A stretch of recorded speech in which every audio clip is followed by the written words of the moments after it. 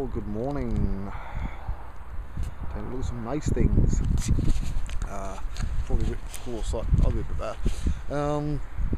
First things first, get a few things out the way, the stuff you need to, well, not need to know, but would be nice to know. One, if you are in the early stages of learning Mudbox, there is a free set of tutorials, 1 hour every week for 10 weeks, that's 10 hours, about 2 DVDs worth for nothing, on a site called filterforge.com. They asked me to do some stuff. It's beginner stuff, so if you know Mudbox, you might not be interested, but if you want to learn it, or you just want to dip your toe in the water, then have a look. It's up to you, right? It's free, so what you got to lose. There's also some stuff in there, sculpting stuff, that's applicable to any package. In fact, all my stuff is, to be honest. You know, people seem to forget that sometimes. At least the people who've got brains don't, right? But anyway, that sounds insulting, but hopefully not on me. Two, I've got a load of important work in at the moment, so if you've seen this link on Twitter or Facebook, there is a very real chance that you won't see me very much. And if I don't thank you for any retweets of the videos or any images I put up, it's nothing personal, it's just that I'm really busy, right? So I have to keep focused, and to be honest, what I don't need is some bleeding tit coming online and having to go, because then I'm not focused, then I can't do my job as well. Now you seem to get a fair bit of heat, you know, of lately, but by the by, the best thing to do is not be there, right?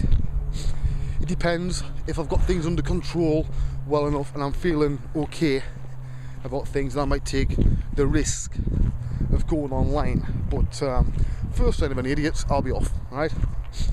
Now, I've also had a bit of a clean out of Facebook of some of my friends list. Not everybody, just people who, put it this way, there was about 12 people there who were very vocal critics of mine. Not talking about critics of my work, I'm about me as a person, right? Call me every name under the fucking sun, because I dare to do what I do. And I thought, well, these people asked to be on my friends list, right? Not the other way around. So why are they doing it? And I thought, well, there's only a handful of reasons. One, maybe they just want to keep an eye on what I'm doing and find out if I'm releasing something or doing something that's interesting so they can get there first. I don't fucking know. Maybe they're just curious. Maybe although they hate my guts, they've got to realise that I've come up with some rather useful things over the years. So I thought, right, cleaned out. Couldn't give a shit. Right, I'm back to the way I like to do my work. I do it for me, as I've always said. You know, yeah, I've got 4 different, probably more than that, stuff for clients I've got to do at the moment. But it's still basically for me, right? I'm the sort of final sort of, I'm sort of the guardian of the gate, right? And if I don't like what's going out, and I don't think it's of applicable quality for both the money being paid and the project, then I'll keep doing what I do. Simple as that. I don't have the luxury, this is one out, shit, of spending, you know, like places, like the top effects houses can spend 2-3 weeks on a model, right, on a movie model. I don't have that. No, most people don't. I'll have to turn it upside down when I like this. I don't have that luxury. Most of us don't. There's maybe, what, 400 or 500 people in the world have that luxury of being able to spend a long time on a model. But again, a lot of that time is multiple revisions. I'm not getting at that, all these people, right? I'm not getting them at all. Just saying, look, you're working to a different set of rules, son, right? You can take as long as you fucking like. Give me 2 weeks or 3 weeks and I'll do bloody magic for you. But unfortunately, I'm stuck in a position now, partly more I'm making, where people expect the models to be fast. Plus, when I'm doing stuff as teaching, you can't spend, you know, 3 weeks on a model, right? You've got to get it out fast. Does that mean sometimes it takes a different quality? Of course it does, right? But I couldn't afford to spend 3 weeks on a model, video the whole bloody lot, sit it on a pack of like 47 DVD set or something, and put it out, right? I put these out for other people, you know. The DVDs never made anybody rich, and certainly don't make me rich. So I do that to help other people. People don't want to be helped. None of my fucking business. Do what you like, you know. You often do anyway. Let's face it. So yes, like I've put one of the DVDs I was going to put out, I put on hold. Well, actually, the way I say is the Filter Forge stuff, right? That's like Wave 1 Reloaded, you know, the beginner's guide to Mudbox sort of thing, the Wave 1 DVD, that sold so bloody well. And it did actually, it's phenomenal. It's sort of like a version of that, but for free. Now, will I probably make a proper one that you'll have to pay for? Well, I'd be daft not to, because some people, with all the best will in the world, might not know what the fuck Filter Forge is, and a rabbit's just run across the road. So, I'll be missing out on sales, right? I'm a businessman above anything else. You know, because being a starving artist is all very well, and I've done that for the majority of my life. But I would like some money now, please, you know. And that's what I've been doing for a while now, is making sure that I have, you know, I'm actually getting paid for the things I do. And by payment, I don't mean a pittance, right? I mean getting paid more than the going rate, because to be quite blunt, I'm not going to accept the same pay as somebody who's been doing sort of digital sculpting 2 years, right? That's the bottom line. People make a choice, they either want somebody who gets the job done on time, usually beforehand, and to a good quality, or they bring somebody who's maybe hasn't got the skill set, hasn't got the experience of things, you know, there's a hole in the pipeline, something goes wrong, don't know how to fix it. Some of them, I couldn't care less, because either way I've still got the nice scenery to look at,